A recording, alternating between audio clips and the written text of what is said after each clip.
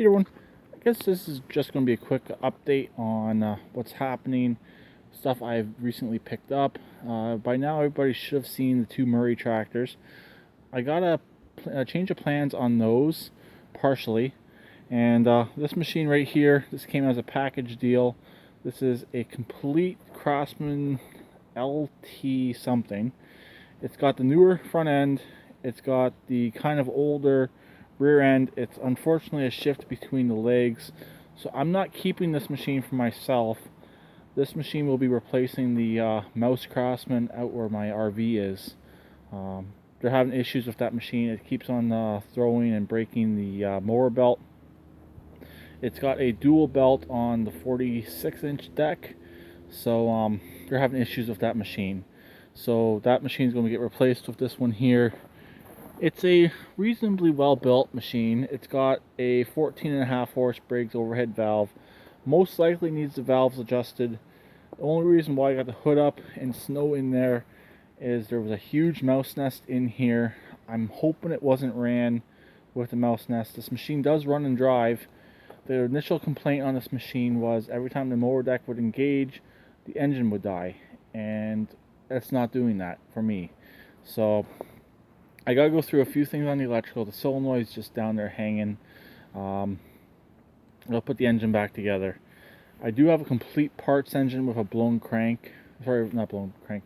Blown connecting rod. I'll show in a couple minutes. It's covered in snow, but I do got plans for that tractor as well. So my ideas are I'm gonna get the Mouse Craftsman back, and it's going to donate a few parts for my workhorse tractor, the back half frame rails, tires. The back tires on it are good. The fronts are fair. This machine here has 4 good tires. The mower deck is really nice on it, and it runs really well. It's only a single cylinder. That one's a twin, but needs a carburetor. But I should still be able to sell that engine off for pretty much what I bought this entire package deal for. It was this tractor, a parts machine that is relatively complete minus the hood and deck. It came with an edger and a rototiller and a bagger setup for this machine here, but it's missing one bin. I almost had the bagger sold, but it snowed. As you can see, we got a fair bit of it. Best you can see it right there on the edge on the fender of the trailer. So that's pretty much what we got, and we got that all in one night. So like I said, this machine runs and drives. No issues with it, no strange sounds. Just gotta get the electrical issues figured out, which are quite simple. Bolt in the solenoid, work on the battery. It was supposed to have a good battery, but it's looking like it's okay, but I gotta do some work on it. I accidentally left the key on all night. This has a carb solenoid, so it drained the battery, unfortunately. But it's nice that it has the newer front end, but it's all older going towards the back. Okay, here is the parts machine. Besides the engine and no mower deck and no hood, it is a complete tractor with a good transmission. So I'm thinking about putting the engine back in it. It has a blown connecting rod. Same engine as the other machine. It's a 15.5. I don't think it's the original engine. Judging by the look of the tractor, it's most likely not the original engine. Somebody did paint this machine mostly John Deere green with yellow rims, but it is definitely a Craftsman.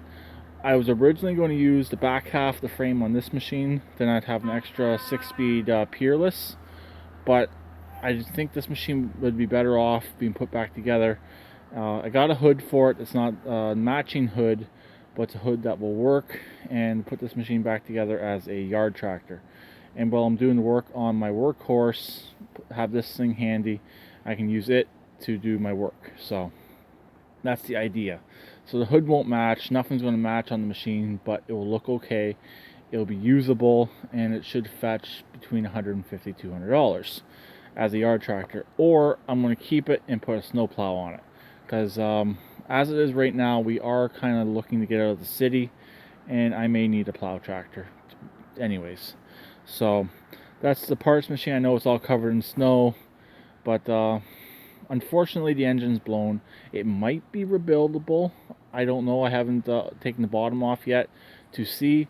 Like I said, I got these machines all in a package deal, and This machine was part of it as a parts machine, but it ran about 3 months ago.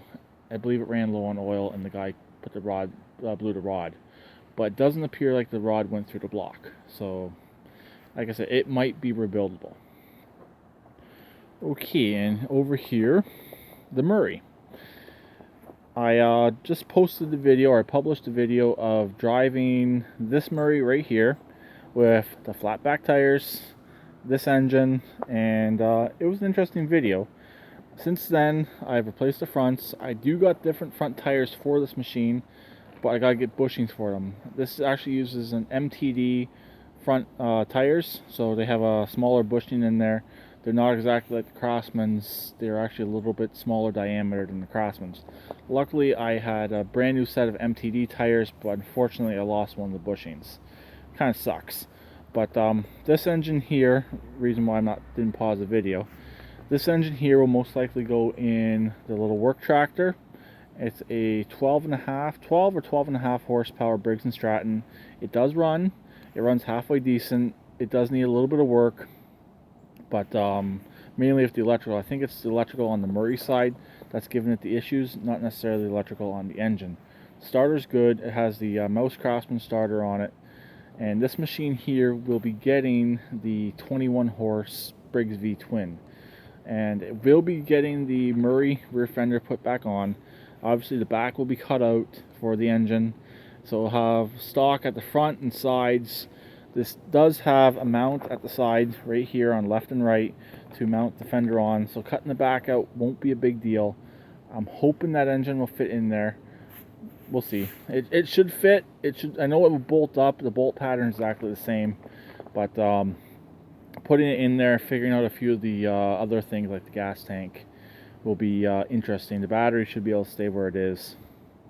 And then I have the parts machine over here that will part out the transmission, the steering, and the rest will go for scrap. The initial idea was put one together and have one machine to sell, but really these machines aren't worth it. The decks might be worth it to resell, hopefully I can get some money back on both decks. But the idea with this machine is to have a nice lightweight racing lawnmower I can take with me when I go to my RV, or leave it there and have something to have some fun on while I'm down there. It's going to be lightweight. It's going to be fast with the much bigger engine. I might do the gas pedal upgrade. We'll see. But I do want to have cruise control, so the throttle cable will still be hooked up to have cruise control. So where I'm going on this project. It will look kind of stock, but it's going to have about a 4-inch pulley on the engine. After looking over the machine, that's roughly what you can get in there without modifying the clutch too much. I can pretty much do what I want on the transmission. I do believe they have a spicer, so you don't want to go too aggressive on the transmission. Also, I got to keep the stock back tires unless I modify the transmission, put a different transmission in there, or transaxle, whatever you want to call it. But without doing that, you got to keep the back tires, which I'd rather keep what's here, keep it looking reasonably stock besides the front tires. Those front tires are pretty crappy, so I do want to get rid of them. The steering on this machine is good, but I'll have the steering parts from the parts machine as well. And basically I'll have the parts for 2 of them, but I'm only going to put together one of them, and the other one, what I don't need, will get sold off and scrapped out. Over there's the hood that's going on the little work machine. It's a good hood. It should fit on that machine. I wish I would have kept the hood that I put on a tractor over in the summertime. It had one of those large cube style hoods on it, but that hood there would have worked perfectly on the machine I just showed. So this engine will go on the little workhorse, and we'll go from there. Lastly, the Racer. I was out on it on Friday or Saturday, I forget. I believe it was Friday. Having some fun on it, doing some donuts. It did good.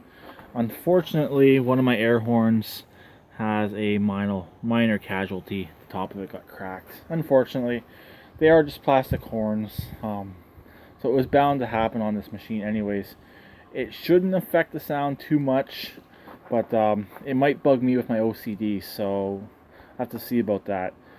right now my plan is I'm going to pull the rear fender back off. I found a new shifter linkage for this.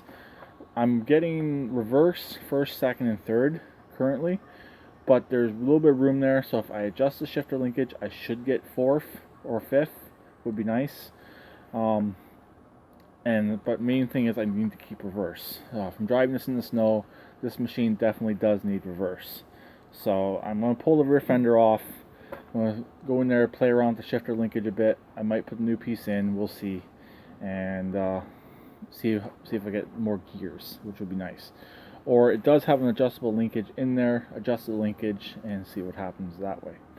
And my other plan is that machine right there needs a solenoid bolted back in. I plan on doing that right now. The mouse nest in that machine was nowhere near as bad as the Mouse Craftsman, but it was pretty bad. So it's going to stay open for a while. Like I said, I got a parts engine anyway, so if anything gets too badly destroyed, the parts engine's good, and like the coil, stuff like that, can go into there.